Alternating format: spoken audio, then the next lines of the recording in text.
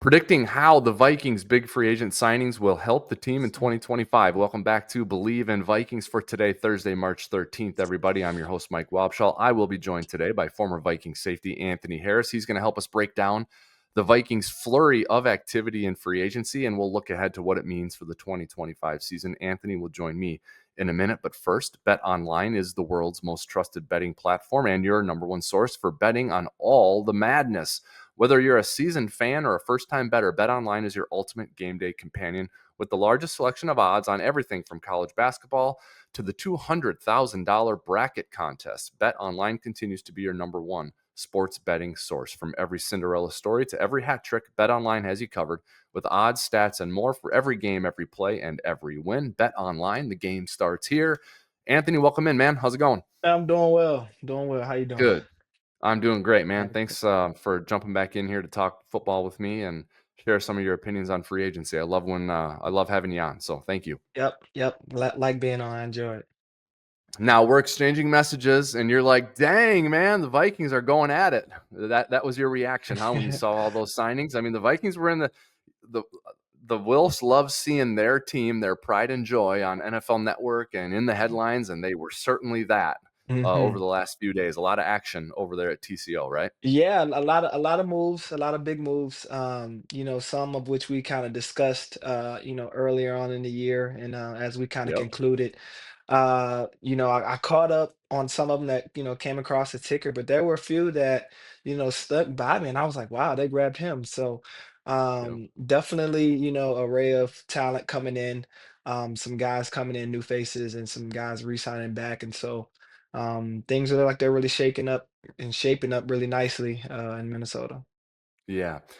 We did talk a lot, and you would send me like a video clip of like, this is what the Vikings need to do with, some run blocking and some concepts and schemes up front and in the trenches. And the big free agent moves for the Vikings really, there's a couple of other ones on the outside, like Byron Murphy Jr. bringing hmm him back is a big deal. hmm Harrison Smith coming back, big deal. We'll get to those in a minute.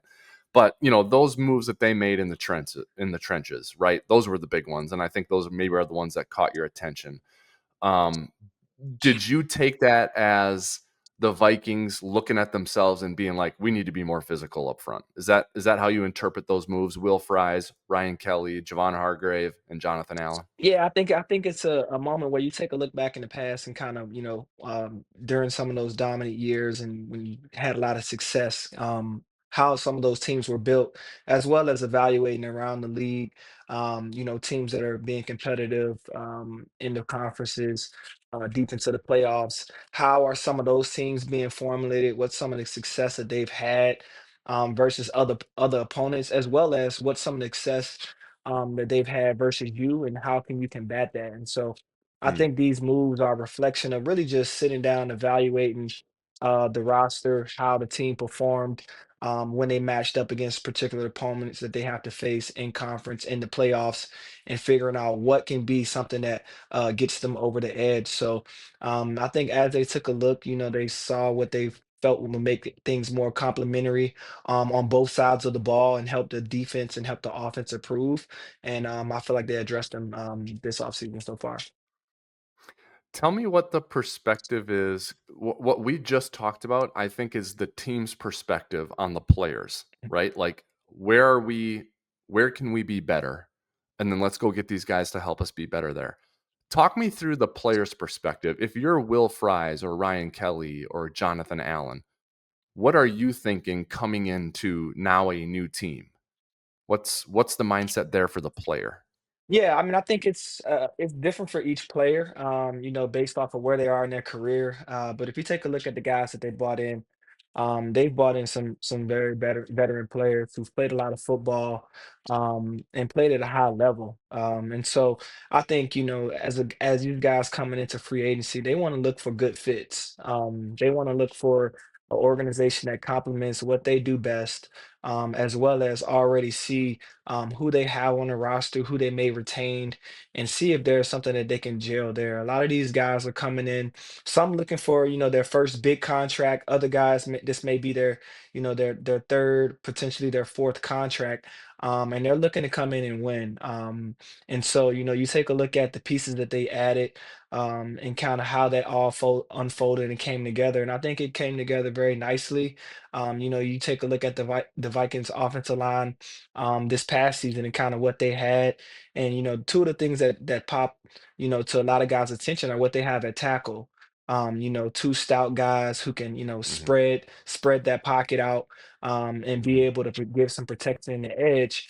And then also complementary wise in terms of the run game, what they do, some of the zone schemes, and the threats that they have outside. So if I'm an offensive lineman, a guy like Fries, a guy like Ryan who's coming in, you can just see, you have a brilliant mind as an offensive coordinator who's been doing some things, but adding a little bit more veteran presence in that position, as well as some size, and as well as guys who've come some very physical schemes, and who's Hmm. had success in both the run and the pass, and you implement those guys, you have to imagine that it'll only bolster the offensive line, solidify that pocket in the middle, in which Hmm. we kind of saw at times, teams being able to apply pressure and kind of slow the run game down from somewhat in the interior area. Yeah. How about Ryan Kelly and Will Fries, the two offensive linemen that were signed, being from the same team? Tell me about that. That's kind of an interesting layer in this, right? They've already been teammates. Now they're teammates again on their next team together. Yeah, I think, you having some chemistry on the offensive line, I think that helps with the transition for him. A guy who you've lined up beside and who's communicated with and who you've done a number of double teams and moving up to the second level with. You've done a number of pin and pull scheme concepts with each other. And so that familiarity with just the space in between the two, whether that's alignment, whether a guy likes to hug the line of scrimmage or whether a guy likes to kind of, sit back off the ball a little bit, all of those things in terms of communicating and that fit there automatically kind of comes together, as well as they transfer into what could be a similar scheme but different terminology, helping each other with that communication is something that I think, that'll be a smoother transition for them both, as well as just being able to adapt to the newer guys that they're going to be working with as well. Yeah. Um, you know, another I think like a byproduct of what the Vikings did on the offensive line, Anthony, is yes, they improved the starting five, right? I mean, Ryan Kelly and Will Fries, no disrespect to Bradbury and to Ed Ingram slash Dalton Reisner. Mhm. But I mean, the Vikings went 14-3 last year. You don't get to be 14-3 if you're playing terrible up front. Oh, no. But so those guys were okay, but Mhm, they did get better with Kelly and Fries, no doubt. But they also get better depth, right? Because Ed Ingram is still under contract, Garrett Bradbury is still under contract. mhm. So you're taking former starters and making them backups, or at best putting them in compete to start spots at Eh, another position. mhm, So you're not just getting better up front or mhm. with your starting guys, you're getting better with your backup guys too. That's how I see it. Do you think players look at it that way? Well, I think players, they try to be, honest with themselves. That's the only way that, as a player, you can look to get better and look to improve is to really evaluate, yourself, evaluate the situation you're in, and then just approach it with the best attitude. And so, you add those two guys to the fold. But you immediately, like you said, you raise the floor of your team. You Yeah. Hmm. create a more competitive environment. The guys who remain on the roster, they're going to continue to show up to work every day. They're going to continue to show up and they're going to continue to work and try to show people, why they still could deserve an opportunity to be that guy, or show people that, hey, it's off season. I've taken another step and that, I'm a much proven player from this past season. And so that's the fun thing about it is those guys will get in there together. They'll learn from each other, they'll take different insights, share different knowledge, and really just work to get better as individuals, and then hopefully continue to gel and get better as a unit. Yeah. All right, let's go to the defensive line. Jonathan Allen comes over from the Commanders, and then Javon Hargrave was with the Eagles, then the Niners, Mhm. then now the Vikings. So tell me what you're thinking there, um, because I, with Flores and the Vikings defense, I Bleav it's an odd man front for the most part. Like I think there's a little bit of variation there, and Flores will maybe present 4 or 5 fronts as well. He likes to be a little exotic, Yeah. but I think at the base level, wouldn't you describe it as a 3-man front, the Vikings defense with Flores? So where are Hargrave and Allen fitting in there? Where is Harrison Phillips fit in there? What do you expect there from the Vikings this season? Well, I think with Flores, you never really know what to expect in terms Yeah, of, what he's going to show up in and how he's going to present it. Whether he's presenting, 5 down look and he has all three of those guys in there, whether he presents them as a 4 down front and has a guy like Van Ginkel behind the ball and shift up late onto the edge, and now it's a 5-man yeah, front. And so yeah, the one thing that I love, about what having these guys does for Flores and what he's kind of shown is the versatility of how he can use them now. How mm, he can now use some of those guys, in the interior as a three technique, as a nose, how he can start in kind of a 4-man front, and shift down to a 5 or, in reverse. And so I think that'll be interesting to see how he deploys the array of new guys he's kind of added to his arsenal. But what we've known him as is a guy who can disturb offenses with exotic defenses, with exotic fronts that adds confusion. And I just think this now, kind of bolstering, adding some additional personnel can allow him to, maybe even simplify some on earlier downs and allow these guys to utilize, some of their talents, some of their size and strength to deter offenses from trying to do some of the things that they've been able to do and some of the things that he wants to take away. So I think that part would be really interesting. Maybe Phillips is in on early run downs, and maybe if he goes to some more exotic packages, we see more of Hargraves and we see more of Jonathan Allen's guys who can both stop the run, but who may be known a little bit more on the prowess of in the pass rush aspect. Maybe he deploys it in that manner, but it'll be fun to see kind of how that plays out as things kind of continue to progress. yeah. And so with Javon, were you a teammate with his in Philly? I think you were, right, for a year. Yeah, I was. Okay. What type of player? What type of guy? What type of player? What type of teammate was him? What do you expect from him? What's his skill set? What's he good at? I mean, he's a big guy. If you see him on his stature, he's not very tall. But I mean, he's stout. He's an anchor in there. He's taking on double teams. But the one thing Okay. that stood out often, as a teammate and as I watched him is just his ability to defeat the block. Whether that's on a quick swipe and be able to turn a corner and get an edge. How he was able to play the run and then once identifying that it's not run, transition and be effective in the pass game is something that I think he brings to this defense. Something that I think will help this defense as well. It's not just stopping the run, but being able to transition out from your run gap to then be able to convert and apply pressure to the quarterback, squeeze the pocket on some of those play action plays. Yeah. All right. Cool. Let's go to the back end of the defense. Um, Harrison Smith and Byron Murphy Jr. both come back, and we talked about going into this offseason, the Vikings had a lot of potential transition in the secondary because none of the starters were technically under Mhm. contract. So it's doesn't mean you need to bring everyone back. You want to find ways to get better, but we talked about sometimes you can get better with the same guys with another year of development schematically and with the Mhm. player. So there is some continuity with Murphy Jr. coming back at corner and Harry coming back at safety. What were your thoughts there on either or both of those contracts? Well, I thought they were both great signings to get those guys back. Murphy stood out a lot this season. Was very effective in being able to turn the ball over. Whether it was Yep. interceptions, trying to force fumbles with punch outs and things of that manner. And obviously having Harrison Smith back, a very experienced guy, great locker room guy, still has a lot of production left in him. And then I think you add these guys that you've added this offseason, and also, some of those guys who came back on contract. And I think it only allows these guys to get better. Another year in the scheme, there's still familiarity with the communication and who you're communicating with from corner. To safety, as well as Harrison Smith, who can come down into the box a bit, who can play back deep as safety.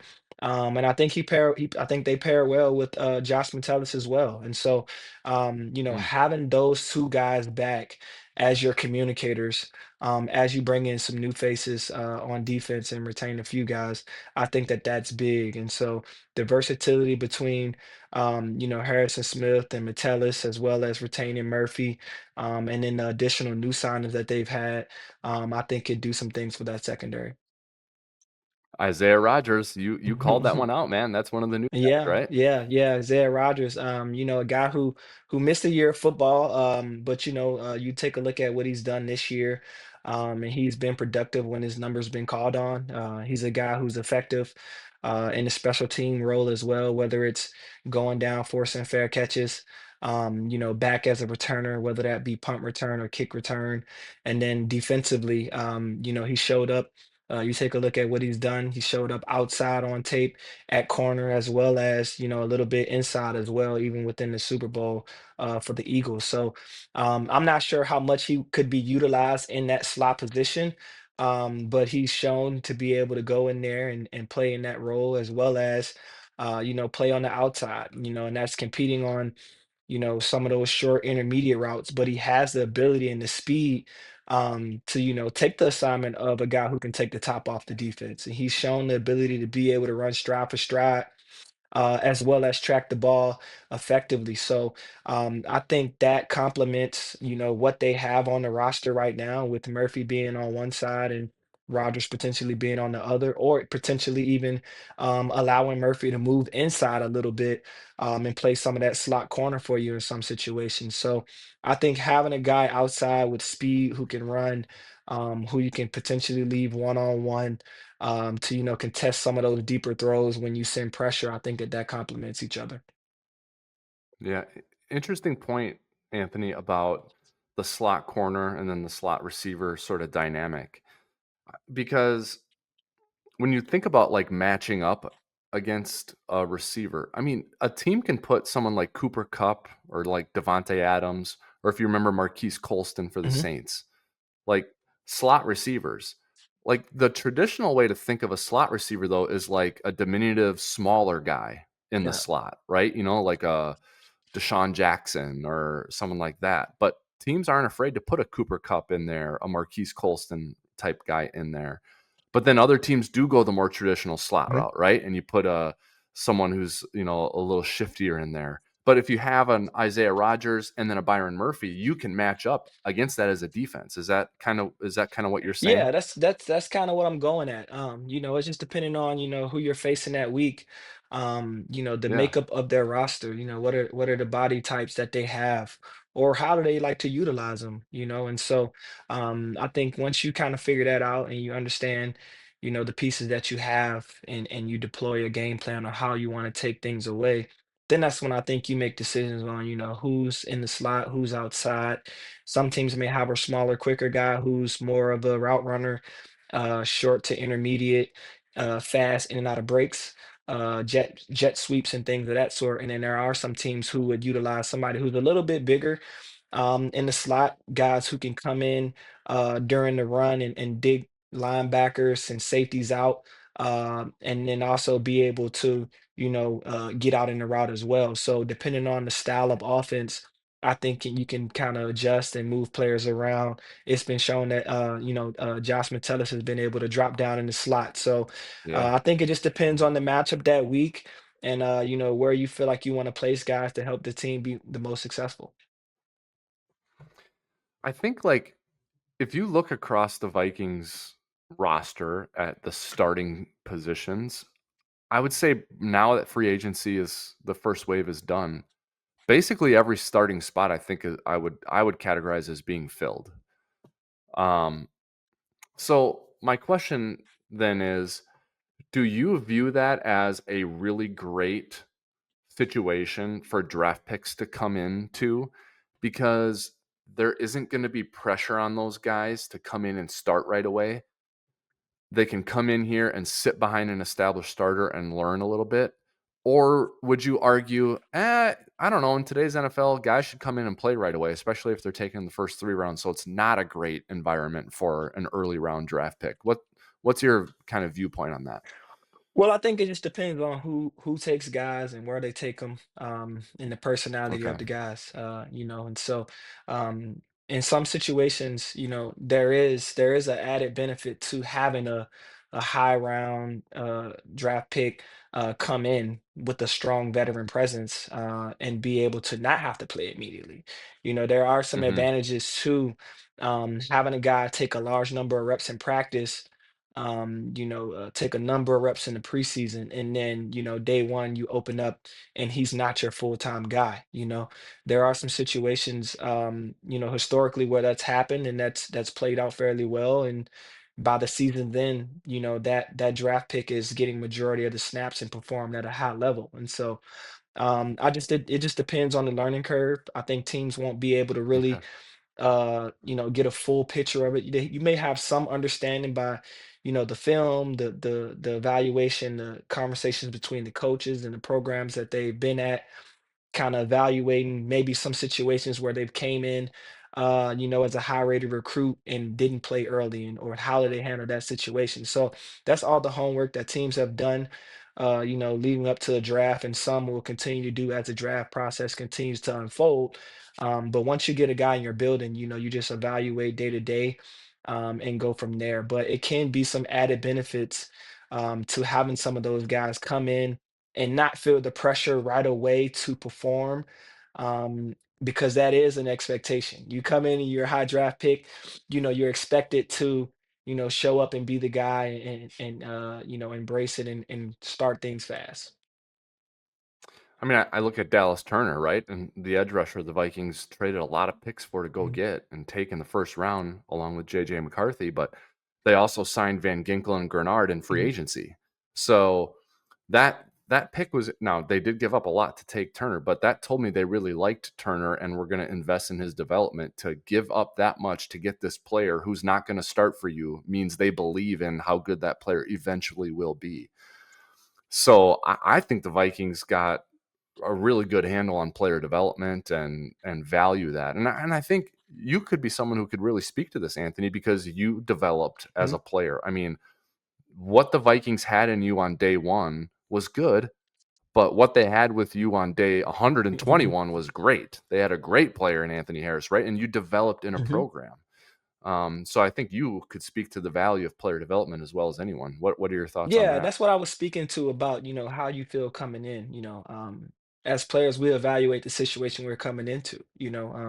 There are some Yeah. players who come into an organization, and, immediately, they take a look at the roster and the guys around and how they performed.